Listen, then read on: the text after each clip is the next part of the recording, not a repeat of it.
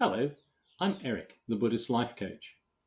This video has a rather provocative title because what I'm going to talk about here may challenge the way you've been looking at things so far. Let's start with the number one most fundamental concept in Buddhism, which is sometimes we feel unhappy. Now, it may come as a surprise to hear that such a simple idea, generally recognized as true by pretty much everyone, could be the foundation for something that's supposed to be as profound as Buddhism. Actually, though, Buddhism was never designed to be particularly profound, or metaphysical, mystical, exotic, or sexy. Instead, it was designed as a way to help us look at our lives more realistically, and then to take practical steps to become happier. So, okay, you may be thinking, sometimes we feel unhappy, and as long as we don't feel clinically depressed, that's normal, isn't it? Well, yes, it is completely normal, in the sense that a lot of people spend a lot of time feeling unhappy. But if you could, would you choose to spend more time like that, or less? Buddhism starts from the assumption that some of us would prefer to have a life with less unhappiness and more space for things like peace, joy, and fulfillment. So, where do these feelings of unhappiness come from? Perhaps if we look at some of the examples of things that trigger an unhappy reaction in us, we can find some sort of common characteristic that they share, something that they have in common. And then we might be able to reduce the amount of unhappiness we experience, or even avoid it altogether. Fortunately, this step has been done for us.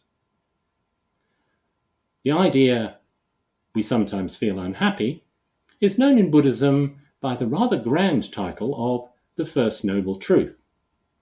Following on, the Second Noble Truth explains why this happens. When we don't get what we want, or when we get something that we don't want, we are in danger of feeling unhappy.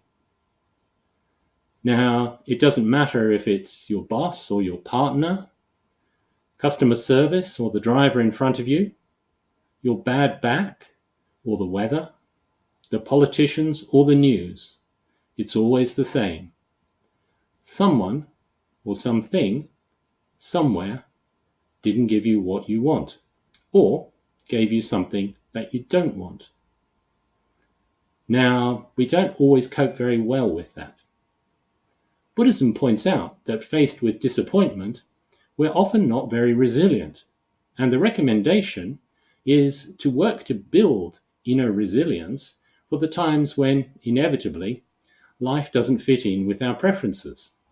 Unfortunately, most of us don't spend a lot of time focused on building that sort of inner resilience, rather the reverse.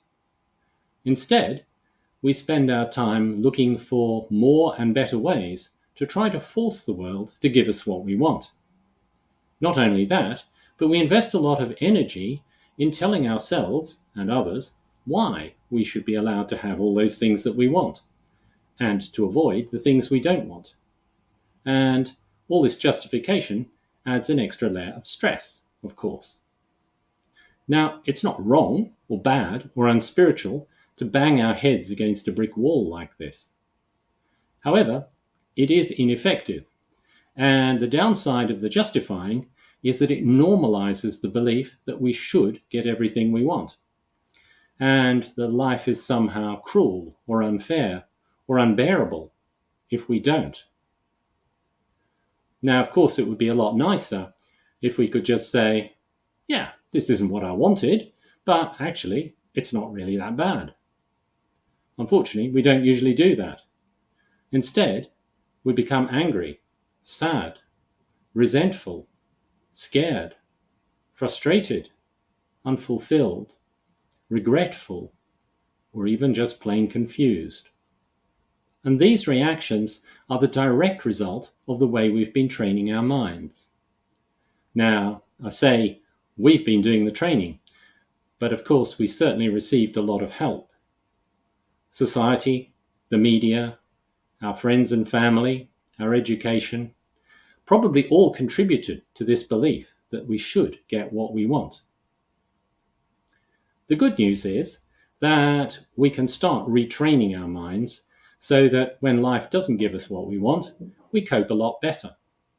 And both Buddhism and the world of life coaching offer lots of tools and insights to help you on that journey.